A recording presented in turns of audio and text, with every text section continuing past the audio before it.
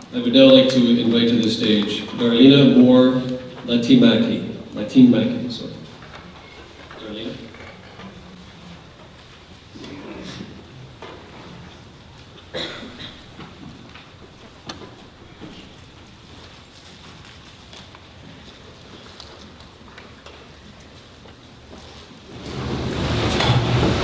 I'm Darlene Levenaki. My daughter was murdered 2009, January 30th, 4 o'clock in the morning. She had died. I want to thank Glenda Dean and they didn't hear me. I want to thank Glenda Dean and all the staff that are involved in the silent witness that had invited me to Winnipeg. Like I said, my daughter was murdered in 2009. It's been 5 years, 3 months on the 30th of this month. Her partner had murdered her.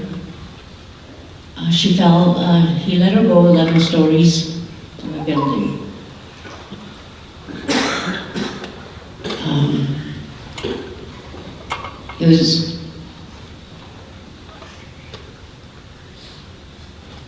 It was very hard.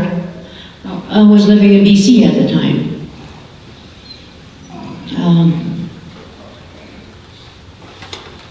I can't remember the 2 days when I got the news. I just can't remember. I lost 2 days after that. My baby girl, when she was born, July 12th, 1985.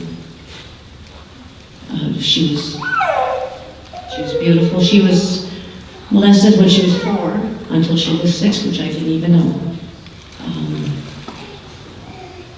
By the time she was 10, she told me what had happened. Went through the court system, and it was a friend of her father's. She went through a lot. My children went through a lot. Their father had passed away in 1995. She got into drugs, drinking. I tried to talk to her a lot to stay away from, go to treatment, everything.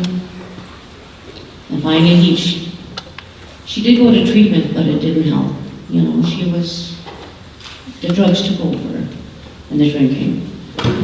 Her partner, Mario Tunzo, we went to court, and he only got 2 years less a day, time served. That was devastating for my family and I, because of what he did to her.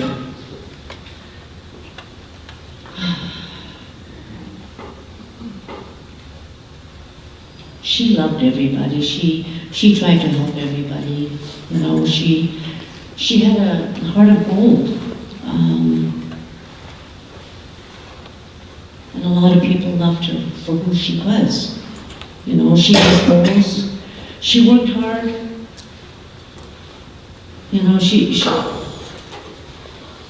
I was proud of her. I mean, she was 23 when she died.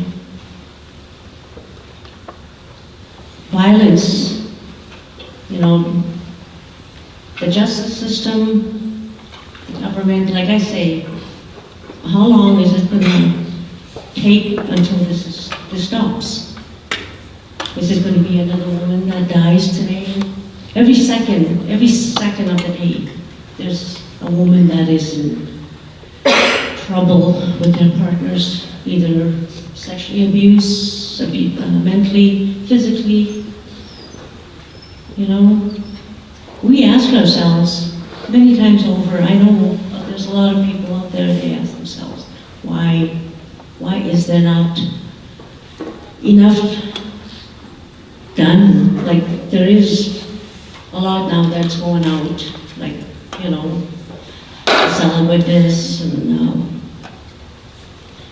Cry No More, people out there walking, and for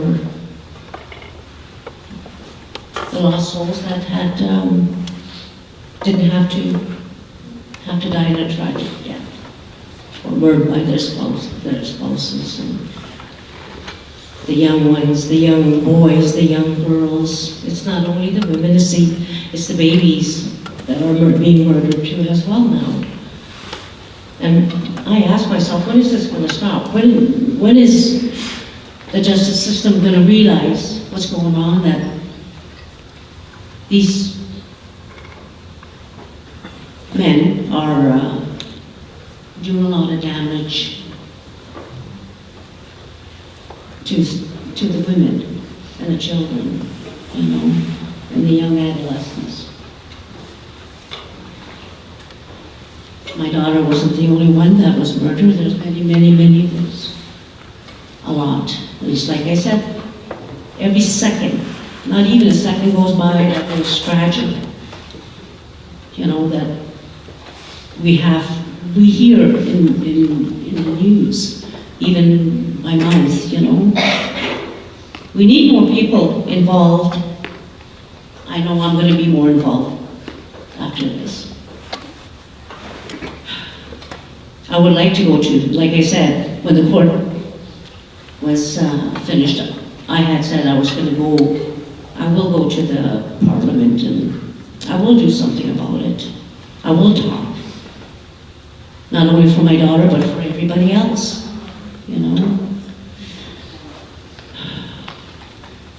I remember too when in court, once the court was over, he got 2 years less a day, like I said. They did a high five, him and his lawyer. Who does that? There's no respect. Even his lawyer didn't even have respect to show a high five, in front of us, in front of my family. I'll still remember that. And it took 3 years to go to court. That's too long. And the Crown Attorney, the one that was fighting for Linda and for my family and I, she made a done deal already without my acknowledgement that he was pleading for manslaughter. It was a done deal. Why has to be a done deal? Why? To me, the court system, the judges, the crowns, the other lawyers, why is it that we are not more, why are we not more told about what's going on in the court system? They say it's a justice system. What kind of justice is it when you're not involved with a murder case of your own daughter, your own mother, your own grandmother, your own sisters? It's like I don't like to talk about races, but there's a lot of races out there in the court systems, in the streets, everywhere you go. It doesn't matter where you go. I felt, because of who I am, of where I come from, of my nationality, I'm an Anishinaabe woman, I feel like many other women, we have the court system, the justice system, they have failed us. The government has failed us. And I know a lot of people, a lot of people out there, the men, the women, the grandmothers, the mothers, they have been failed too because of the death of their loved ones. What's manslaughter of a death of one woman? It's nothing. It's nothing. They're out in the street and they'll do it again to somebody else. I I get very angry because of this, because of the way it is, the way the world is right now. That it's not the world, it's the human beings, it's the people that, how they are and how they look at each other. And there's a lot of them out there that don't understand what we go through. There's one thing I want to say, it's not going to be good, but in Toronto, with the Oriental family, their daughter was murdered. That man got 25 years to life, whatever. She had justice. What happened to my girl? She had no justice, she had nothing. He was the victim, not her. And that's the way it was. Why is it that her parents come from a different country, and I'm from Canada, and yet nothing was done for my girl, my baby girl? It's sad. It's sad. You know, I cry a lot because I miss her. If I had this one moment with her to say, for her to be in front of me, I would ask her. I would tell her I love you, and I would give her a hug and just embrace her because she's in my heart, like everybody else. She was beautiful. She was a beautiful girl. She cared for her nephews and her nieces. Her nephews and nieces loved her to death. People loved her. She loved people back. And I know all of you, the ones you had to face the death of your loved ones. They were proud.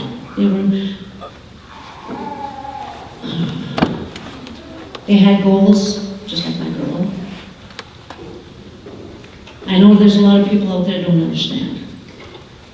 And the society is just, to me, I'm not going to give up. Not for her or not for the other women. Because we got to stand strong together. We have to fight this. I was abused. I was physically abused when I was in my 20s. But I got away with it. I got away, but I had to leave 3 of my children behind because the court system didn't help me. He won. So I was one of the lucky ones that got away. Yeah. Because God knows what he would have done later. But my baby girl didn't. She wasn't lucky. She was scared of heights. And he knew that. He knew that she was scared of heights. But yet, he dropped her from the 11th floor. Went downstairs. She's laying on the ground. He said to her, says, I'm going to kill you. I want to kill you. You want to die now?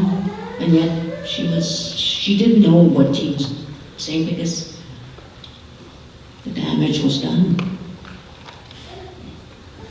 And now he walks the streets. 41 years old at the time. And she was only 23. That was in 2009. And if I relate to the people, to families that lost their loved ones. But nobody will ever understand the hurt, the emptiness. My family and I myself have changed since then. I'm not the person who I was before. I was a happy-go-lucky person. I love life. Now it has destroyed me, but I'm still going. I'm still living. And I wonder sometimes why am I living? But I have my other children. I have 4 of my children yet, and my grandchildren. I'm proud to be a grandmother. I got 16 grandchildren. And then, before her death, Linda Lee, that sitting behind there, that's my daughter, and my son Yanni, and my granddaughter Kayla, and my sister Maddie. You know, Linda Lee had her son the 28th of January, and my baby girl was murdered the 30th of January, 2 days prior, before her death. He was born. It's hard on my children, they miss her a lot. She had a very beautiful smile. She had laughing eyes. She was proud of who she was, even though she wasn't proud of what she was doing.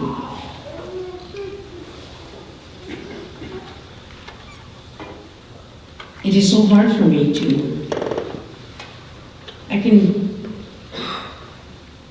I can talk to you all day if I can. I know I can't, but something has to be done. All these women here. We got to make people understand. We can't be racist. We can't look at others because of who they are. Anishinaabe women, they look at them, Anishinaabe people, they look at them as they're dirty, and as soon as a woman is murdered, they think she's she walks the streets and she does how to pay for her, she's into drugs. But that's not the case, it's not like that, but that's what they assume right away. They assume their lives run at night in the streets, but it's not that. And they're not into drugs. There's a lot of them that don't do that, But just because of who they are and what they do doesn't mean they have to be murdered. They have to, people's got to understand that. People out there has to understand. I know people will comment, oh, well, they deserve what they got, but no, it's not that case.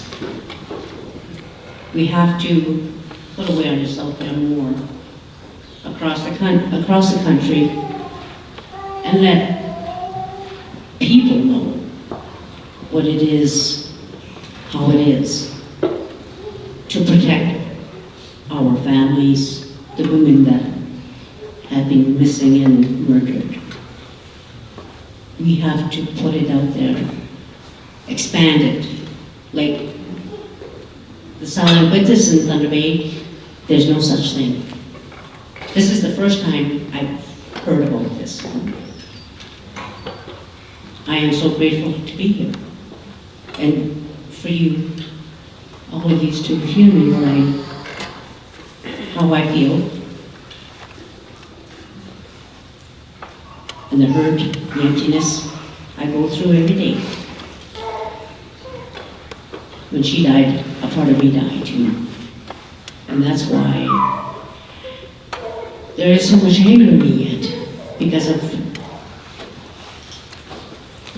what had happened in that courtroom, and they made him look as a victim, not her. They wanted, the Crown didn't want to bring her name up because of her past. Well, they slandered her past in the newspaper anyway, so what's the difference? Why didn't you do it in court? But they made that deal. And a lot of those men are getting away with this. Every day, you hear in the news that they're getting away with this, and it's manslaughter. Serve time, oh yeah, he's out.